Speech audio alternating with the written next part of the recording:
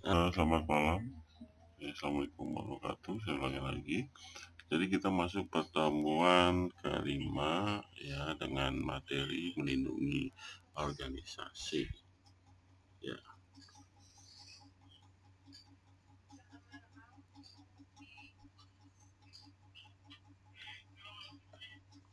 di sini fokus utama kita adalah membahas sejumlah teknologi dan proses yang digunakan oleh tenaga ahli keamanan cyber dalam upaya melindungi jaringan perangkat data organisasi seperti firewall, peralatan keamanan, dan perangkat software yang saat ini termasuk praktik yang terbaik. Ya, berikutnya kita akan membahas tentang botnet atau rantai penghancuran ya, atau keamanan berbasis perilaku dan penggunaan netflow untuk memantau jaringan. Berikutnya membahas tentang pendekatan Cisco terhadap keamanan cyber termasuk tim CSIRT dan buku pedoman security. Bagian tersebut nanti menjadi alat bantu ya yang digunakan oleh tenaga profesional keamanan cyber untuk mendeteksi dan mencegah serangan jaringan. Ya, lanjut berikutnya ya salah satu metode untuk mengamankan suatu eh, keamanan ya di perusahaan. Di sini ada namanya firewall. Jadi setiap website, server dan jaringan yang ada di internet biasa membutuhkan sistem proteksi dan keamanan yang kuat. Jadi firewall adalah salah satu sistem keamanan terbaik untuk melakukannya. Jadi sebagai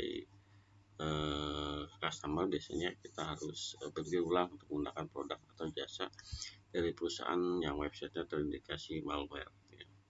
Oke, di sini kita bahas tentang firewall apa sih. Jadi firewall perangkat keamanan yang bekerja dengan sistem penyaring dari sebuah jaringan atau server. Nanti dia berada di tengah-tengah antara satu perangkat dengan perangkat yang lain, ya terkoneksi dengan internet atau LAN. Ya, dalam kasus web server biasanya firewall nanti menjadi perantara antara web server dengan banyak perangkat pengguna yang ingin mengakses sebuah website ya. Jadi sebelum terhubung ke server ya semua request dari user akan disaring terlebih dahulu oleh firewall. Nah, nanti ditentukan apakah akses di website Anda akan diberikan atau tidak ya. Jadi pada dasarnya sih firewall sebagai penjaga gerbang yang memonitor dan meninjau semua traffic yang masuk dan keluar dari sebuah perangkat. Ya, lanjut di sini ada jenis firewall, ada yang berbasis OS dan berbasiskan jaringan. Ya, kita ulas sedikit ya. Di sini biasanya kita tidak pungkiri bahwa semua perangkat yang terhubung internet bisa menjadi sasaran dari para hacker dan malware ya. Jadi tanpa sistem proteksi dan keamanan yang kuat, kemungkinan besar perangkat Anda akan terdapat celah dimanfaatkan oleh hacker untuk mengambil alih dan masukkan malware. Nah, disitulah pentingnya membutuhkan firewall. Jadi program keamanan ini yang akan membantu Anda mencegah terjadi serangan dari cybercrime. Ya, oke, fungsinya salah satu adalah tadi ya, oke, yaitu melindungi dari virus ya. Oke, kita bahas lagi tentang jenis firewall. Tadi basis host yang diinstal di komputer dengan tujuan melindungi komputer tersebut. Contohnya ada melindungi dari virus ya, atau melindungi komputer dari software ilegal, atau monitor bandwidth jika berbasiskan jaringan, firewall berbasis jaringan ya. Jadi ini ya yang diinstal di dalam perangkat jaringan mandiri ya, melindungi semua perangkat komputer ya. Oke, di sini ada beberapa macam data jenis firewall, ada lapisan jaringan, ada lapisan pengiriman, ada aplikasi kontak. Jadi pada dasarnya cara kerjanya firewall itu pertama ada 3 ya di sini melakukan penyaringan. Jadi artinya sistem komputer melakukan aktivitas seperti install software atau akses internet.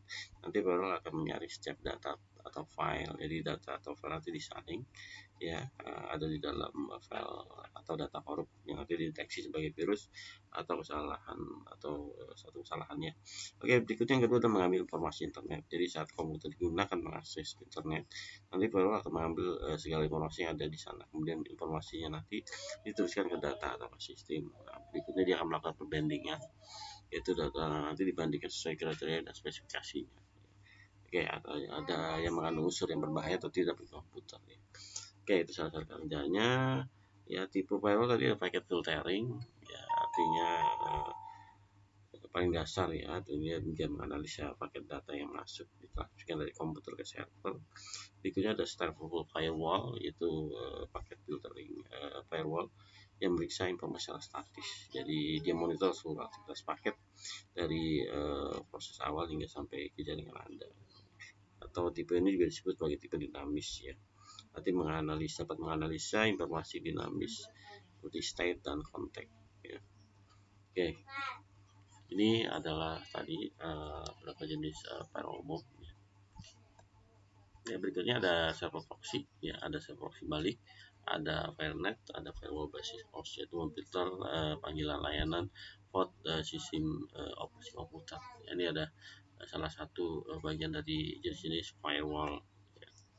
Walaupun nanti ada NAT, di sini ada firewall NAT, biasanya network administration ini mengirimkan beberapa perangkat ya dalam satu jaringan untuk menggunakan satu IP public di sini ya yang terhubung internet. Jadi tujuannya nanti agar private IP address masing-masing perangkat tidak terdeteksi oleh jaringan eksternal dan melindunginya dari berbagai serangan cyber crime ya.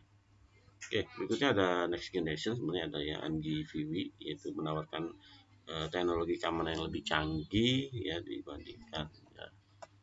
Oke, ini menawarkan seperti UDS, ada URL checking, geolocation, hingga load balancing, itu yang next generation.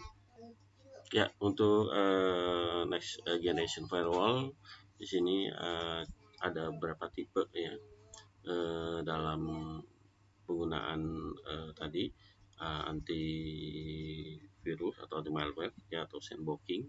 Ya di sini ada macam-macam tipe. Tadi ada personal firewall, hardware firewall, ada proxy firewall, web application firewall, ada Unity Threat Management Firewall (UTM) atau cloud based firewall juga.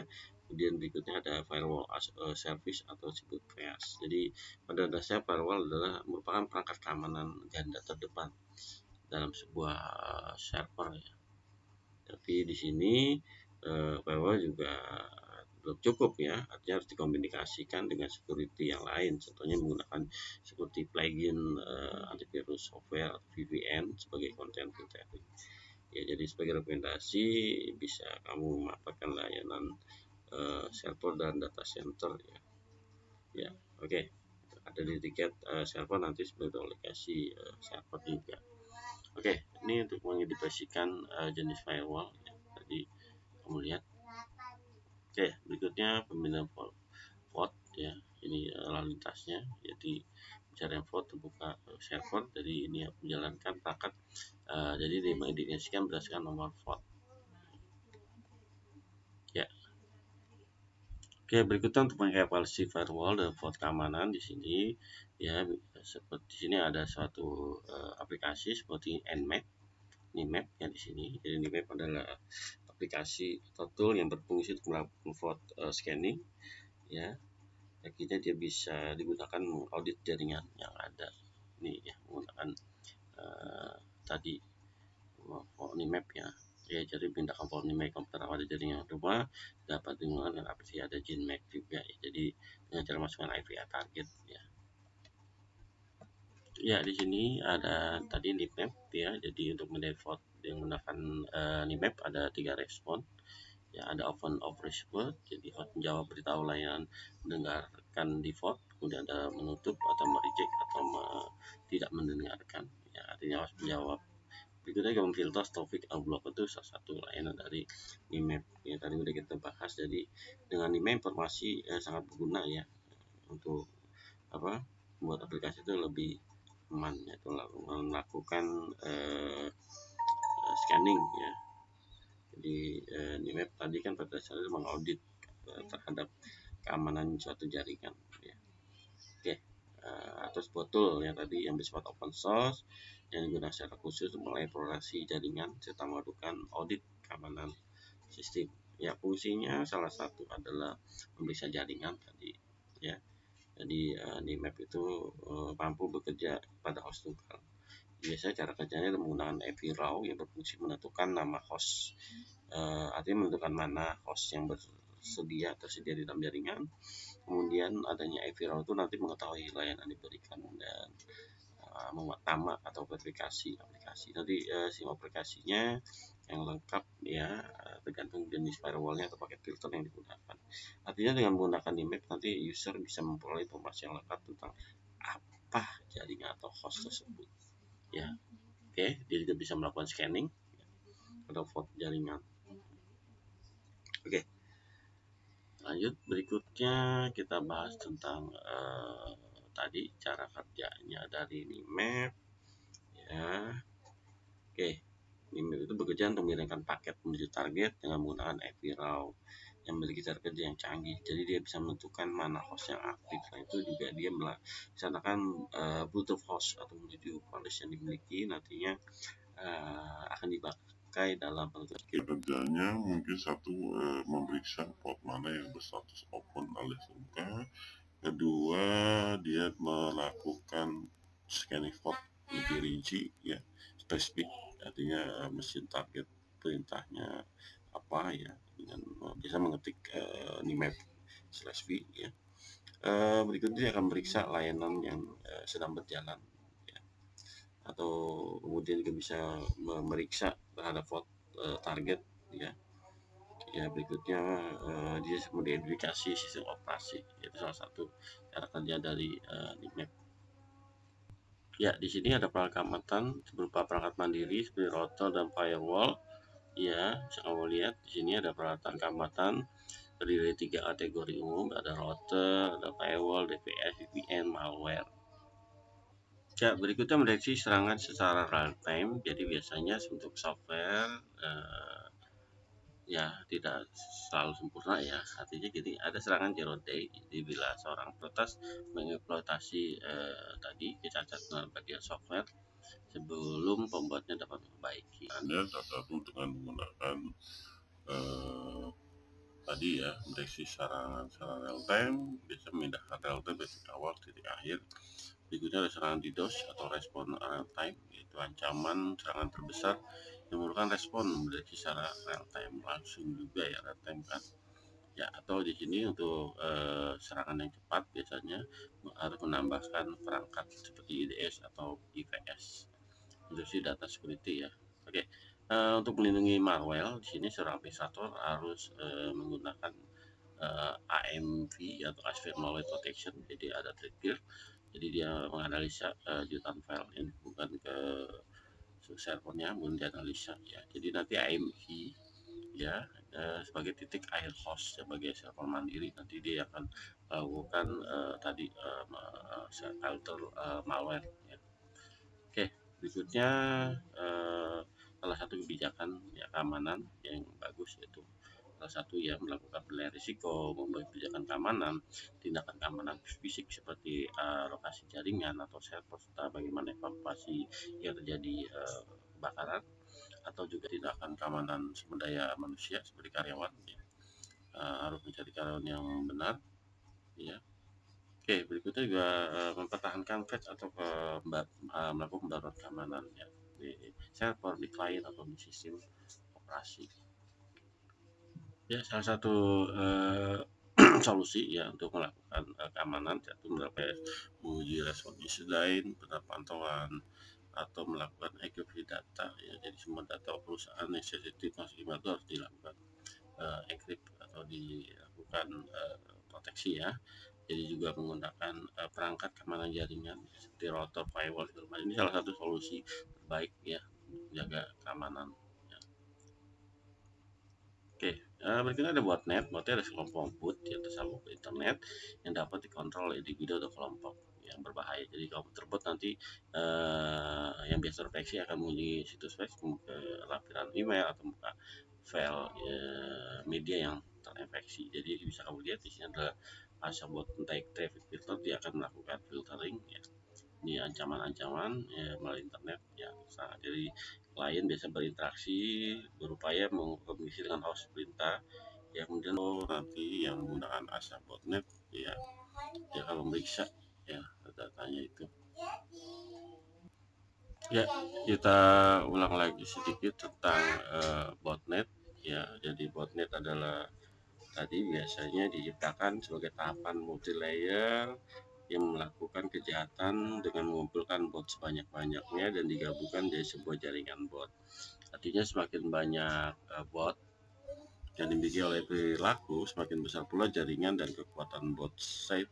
Artinya bot saat melakukan kejahatan. Jadi bot ini adalah komputer yang telah berhasil diinfeksi dan dapat dikendalikan oleh perentas. Setelah lain adalah sebagai zombie komputer. Jadi ada bot header dan bot meister. Jadi menggunakan command prompt di server. Ya, itu botnet ya. Oke. Jadi semacam robot network ya, atau botnet network, yaitu sekumpulan jaringan komputer yang terinfeksi oleh malware dan dikendalikan oleh pihak yang disebut sebagai bot gitu, yaitu botnet. Nah, jadi ya ini botnet ya. Karena cyber pertama pelajaran ini tahap-tahap. Jadi ini rantai tahap penghancuran cyber, bisa kamu lihat ada pengintaian, penyiasatan sampai tindakan. Ya, oke, berikutnya rantai penghancuran cyber. Ya, oke, ini ya bisa kamu lihat dari pengintaian, penyiapan perangkat, kemudian pengiriman. Ya, oke. Di sini ada beberapa pertanyaan tentang keamanan ya, rantai penghancuran. Ya, di sini menurut Lockheed Martin, ya, bisa kamu lihat ini untuk penghancuran, mungkin mereka membangun rintangan pertahanan ya. Oke, kemudian berikutnya keamanan basis pelaku seperti honeypot, chatbot tribe ya, kemudian network ya. Jadi network itu mengumpulkan informasi tentang data yang di dalam jaringan ya. Oke, sebenarnya masih banyak yang lain ya untuk alur-alurnya. Membuat alur bisa kamu lihat ini ya, periksa paket data. Kemudian ada ini ya, salah satunya adalah membantu pengamanan perusahaan ya, sistem dan data yang melakukan pendidikan terhadap insiden komputer atau keamanan komputer. Di sini menggunakan CSI, Computer Security Incident Response Time. Ya, contohnya sini adalah Cisco berkolaborasi dengan Fuse ya, dan NSCA ya, dia akan melakukan audit ya terhadap ancaman yang proaktif dan perencanaan mitigasi dan analisa tren insiden ya, bisa analisa. Ya, berikutnya ada buku panduan juga ya. Salah satunya adalah solusi menggunakan CM atau DLP ya, perangkat lunak DLP ya, data loss prevention. Ya, ada juga sistem CM, Security Point Management, yaitu software mengumpulkan menganalisa data real time ya, ini salah satu solusinya ya, atau menggunakan Cisco IC atau Two Sites ya. Oke, bisa juga nama IDS ya. IDS adalah sistem deteksi penyusup ya. Jadi investigation ini dia mencatat deteksi ya. Jadi artinya dia memperlambat lah ya pemindahan data atau jaringan ditempatkan secara bisa offline bisa online ya. Oke, ini IDS ya. Juga ada IPS juga solusinya, itu sistem penjawab penyusupan. Itu dia mampu memblokir mobilitas. Ini tadi solusi terhadap permasalahan yang pertama tadi ya. Oke, ini tadi ya masalah yang tadi kita. Oke, itu aja materi kamu.